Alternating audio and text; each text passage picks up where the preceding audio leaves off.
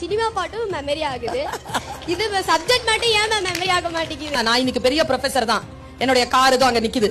என்னுடைய own car, என்னுடைய own house, என்னுடைய ஓன் எல்லாமே எனக்கு இன்னைக்கு ஓன்ல இருக்கு. எல்லாமே நான் படிச்ச படிப்பால வந்தது. ஆனா ஒரு சினிமா பாட்டு மனப்பாடம் பண்ணி ஒன்னும் சம்பாதிச்சது இல்ல.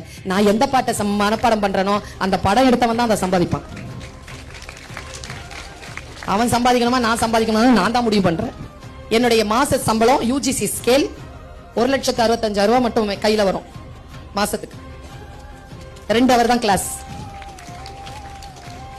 12 CL, 15 ML, 20 EL, private affairs, அப்புறமா செமஸ்டர் ஹாலிடேஸ்லாம் பார்த்தோம்னா ரொம்ப குறைஞ்ச நாள் தான் வேலை.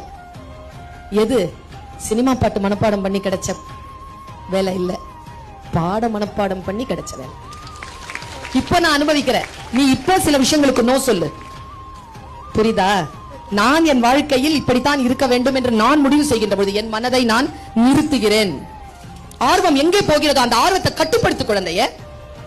நான் வந்து ரிலாக்ஸ் ஆகி ஒரு சில விஷயங்கள்ல என்ன அப்படியே தண்ணி மாதிரி இதை இந்த பாட்டில் இப்படி கீழே கொட்டிட்டேன்னு வச்சுக்கோங்க, ஃபுல் பாட்டில் அது பாட்டுக்கு ஓடிரும். அப்படி நிறுத்தணும் பாட்டில், மனசு அப்படி நிறுத்தணும். படிக்கும்போது அப்படி நிறுத்தணும்.